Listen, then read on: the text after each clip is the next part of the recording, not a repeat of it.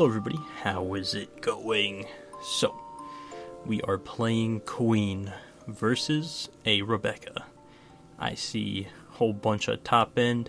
I keep because Rebecca will take a while to kill me. I do think this is a pretty good matchup for Queen, just because, you know, Queen's whole objective is to play a whole bunch of top end, and top end that usually just out a lot of the smaller cards. And we do play cards like Red Rock to deal with the cards our top end doesn't. Honestly, the deck it's pretty straightforward, I would say, Queen. Because it's pretty much, I feel like you almost play them like a Ivankov. You counter what you can early, get low on cards, get your life low, play top end, and then just heal. I do swing 8. Look at me. I'm a knower now. I know why people do that, and it makes sense. So, yeah, I forget who exactly told me about it, but yeah, it's good. Not letting Rebecca use her leader is nice. It's nice. But he'll play a Kyros. Obviously, nothing to pop, so just mills one, and then plays a Rebecca. Grabs a Barto, trashes a Garp, and I don't know what else because I didn't click. My bad. We pick up another Mihawk, which is great. I kind of just want to see as much top end as possible. We'll probably go 7 at life here. I could have just gone 5, which I think was the correct play, because he could just drop 1, and the next turn, because he'd draw a card, he'd still be at 7, which wouldn't let him leader. So yeah, this is a misplay on my part. I will admit it. Should have just gone 5. But he does 2k and 1k, I think, out. But yeah, I'm taking notes. We gotta kind of walk the line of not letting Rebecca use her leader ability. But we'll play Dofi. I do see a Red Rock and a 3000 Worlds, which I figured would be pretty solid if he is playing like a 10-drop Kuzan. Also, you know, 3000 Worlds is just nice into a Sabo blocker. So, yeah, I end up putting those two on the top of my deck. The rest are kind of whatever. I have 2 Mihawks and a Yamato and 2 Soga Kings, so I can like get through my deck pretty quick. And also, I mean, having 3 9-drops like should be enough top end. I would hope. So yeah, just having the Red Rock as a backup to get rid of the 10-drop Kuzan should be good. He is on 6th Dawn, uses 1 for his leader. He shouldn't have been able to do that, but you know, I suck, so it's all good. He swings 5 with his Kyros. I'll probably just take the 1k. I will definitely play the Soga King next turn. Get a little bit of cycle. Get a perfect target for the Soga King in the Orlumbus. So that's pretty sweet. I don't know what he's deciding here. Okay, plays another Rebecca. Grabs a King Kong gun. Trashes another Garp. That's kind of funny.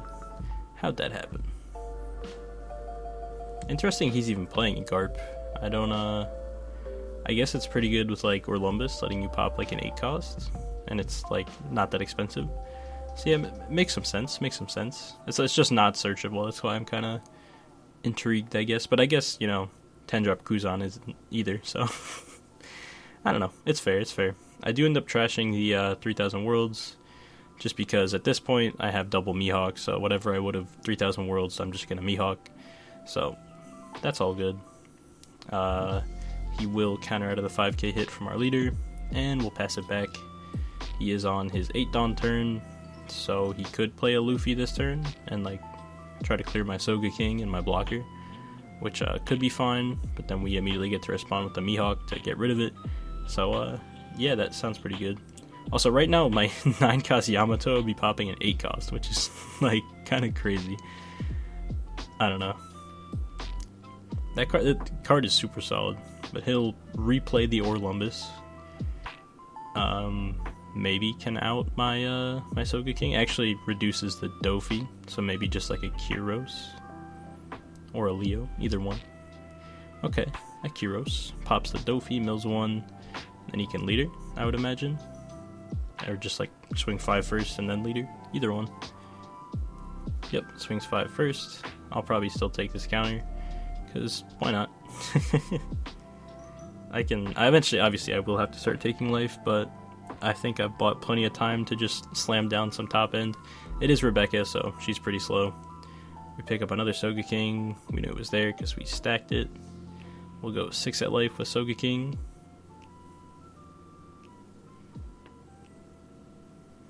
He will potentially counter. Yep, drops the 2k that he grabbed earlier. We'll go 5 with Queen. Interesting, he's defending this life so hard. Yep, counters out of that too. We'll Mihawk the Orlumbus just so we can't interact with my top end. Also stops him from going like Orlumbus effect and then 10 drop Kuzan, so that is good. And this would be the turn for Kuzan, so we'll see if he has it. If he does, he doesn't get to pop anything, which is cool. Can't complain at that. We do have the red rock to immediately respond to it, but actually plays the 7 drop Luffy this turn. He could swing at my, what's it called? My Sogeking. He actually just does it with Kyros, which is interesting. Yeah, I'll just let it go. We get a Sanji trigger. That's really good. We'll chuck the Sogeking for it, helping us get low on life and cards. That's what we want. We're just gonna probably swing it lead and then Mihawk the Luffy because he didn't swing with it last turn, which means the Mihawk is very impactful right now. We also could have just not swung at life and played the Yamato and popped the Luffy, but I think I want Yamato to heal a life rather than just do what Mihawk does, but worse, you know? So yeah, we'll Mihawk, bottom the Luffy, and we'll pass. He is pretty low on cards, but he is Rebecca, so he's never that low on cards, I guess. Again, this is, I feel like, a reasonable turn to 10 drop, because he can actually pop the Sanji, and that is what he does, so fair play. Goes 5 at my life. I take the hit, and I'll trigger a Boa, and then I'll counter out of the other 5k with the other Boa, and we're nearly set up to use our leader effect. We'll red rock the Kuzan, because why not? We are now set up for our leader, because we're at exactly 4 cards total of our life in our hand. Go 9 at life, he'll take and trigger a 3000 worlds to get rid of my Boa. That's solid, that's solid. We'll go 9 again. He'll take, no trigger. And I could 3000 worlds of Kyros here, but I don't think that's worth. I'm just gonna go a third 9k and heal a life because Queen. And I imagine he takes, because if not he's dropping 3 cards. Yeah, he does take. And we'll pass. I think from this spot we've secured game quite well. We haven't answered to a blocker with the 3000 worlds, and we should just kind of be able to go for game. I don't know, because he can't really answer 2 Mihawks. It's hard to answer 1 if he doesn't have an Orlumbus, so yeah. We thankfully had like the red rock to get rid of the Kuzan, which could have let him deal with a lot of our top end quite easily. Activates a King Kong gun on Rebecca. Interesting. We'll take it. We get a Veggie trigger, which means we live. Yeah, that's pretty good. That's pretty good. So we can eat potentially 1 more attack this turn, and yeah, because Rebecca does not have rush, at least not, like able to attack leader with rush. You guys know what I'm saying. Coliseum is like pseudo rush, it's character rush. But yeah, that's rough. But we are a yellow deck, and triggers in yellow are good, and the ones we play in blue are also pretty good. So I mean, it happens. It happens. It was a good play, honestly. Could have got there. Goes 5 at life. We have no counter. We'll take that as well. But we get a bow trigger as well. So I think we were pretty secure in living this turn. So yeah, I mean, triggers are pretty good. He'll leader, grab a Gyatz, and then drop down double Barto blocker. We're just gonna go 9 at life.